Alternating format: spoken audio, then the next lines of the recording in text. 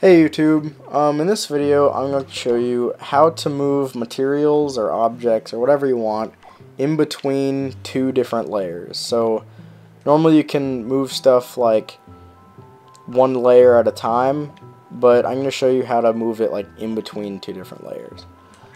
I'm going to show you how to make the tool in a second, but here's a demonstration of moving the thing. By changing this value, each whole number is one layer, and then you can change that, like, you can increment it up. So like 0.2 means it's like 0.2 of a layer in front, and like 0.5 would mean like it's directly in the middle of this layer and this layer. And yeah, I'm going to show you how to make the tool. So all you gotta do is go into your Poppet and get a microchip, and then get a NOT gate, a timer, and an advanced mover, or an advanced in-out mover. Now tweak the NOT gate and change it so it does not have an inverted output, and wire that into the timer.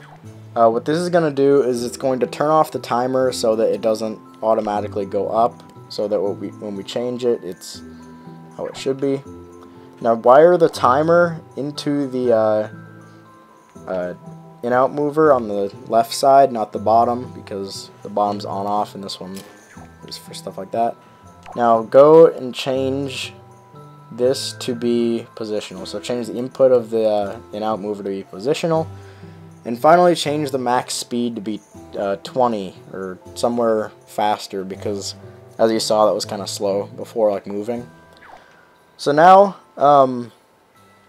what you want to do is basically what goes on here is the layer that the thing is, or the position that the material is in, is equal to where the timer is, like, relatively. So this is 2 out of 4, so that's a half. So it's directly like half in the middle of the 16 layers.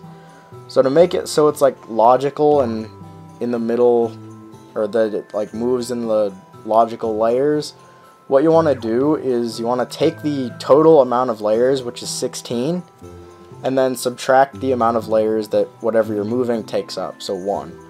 So what you want to do is get that number and change the target time to be that. So 16 minus 1 is 15, and then when you move the current time, each full whole number is a layer, and then when you change the increments, then you can do that.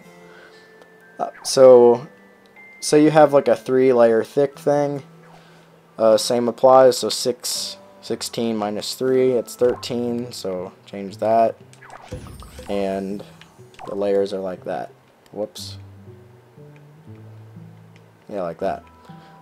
If it's thin, and the thing you're moving is thin, then you're gonna have to do one extra step and change the layer boundaries, the back layer, to be 17, because if it's thin, there's technically 17 layers, because the front one and the one all the way in the back, and then all the ones in the middle.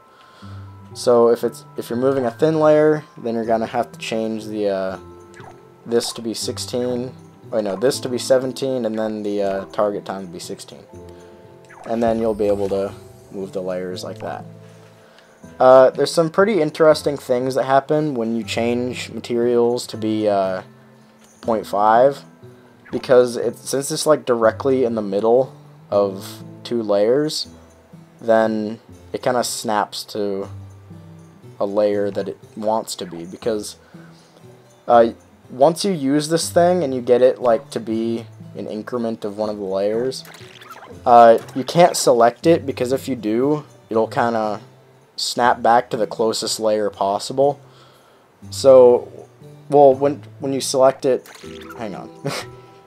If it's anything other than 0.5, like this, or like, you know, 0.2, if it's at a 0.2, and you select it, it'll snap back to the the correct layer. But when you unselect it, it'll snap right back. So everything stays, it's just when you have it selected, then it snaps to a layer. And if it's at 0.5, it tries to snap to a layer, but since it's directly in the middle, it actually either extends it, like if it's thin, it'll extend it. And this is actually a thack layer, which is, I'll show a little bit more of that in a second. But yeah, if you take a thin layer and have it 0.5, then selected, it'll be thack. But say you have like a 2-layer thick thing, and you have it set to 0.5. Well, let me change this to be how it should. Yeah, and you change that to 0.5, and then you select it, it will get smaller. So yeah, that's how to use that basically. And now a little more advanced stuff with the Thek and Thack layers over here.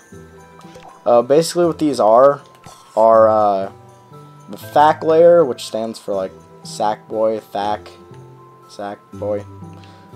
It's slightly thinner than a thick block, and the Thek pieces are slightly thicker than a thin, and they're named after a checkpoint, like check, Thek, like that. So anyway, if you really want to be like, you know, have extra stuff to work with for like visual stuff, then you can use this tool with the Thek and Thack layers, which I give away on my Earth, and then you can make some even more crazy like visuals and stuff. This tool treats, or Little Big Planet treats both of these layers as thick layers, so you don't have to change this to 17 or anything like that. And yeah,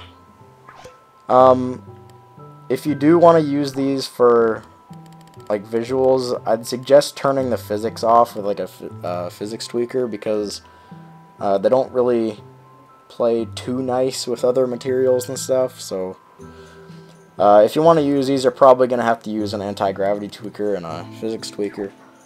But yeah, you can choose to do those however you want. My name is Glitchmaster7. Comment, rate, subscribe, and follow me on Twitter at Glitchmaster7. Okay, goodbye.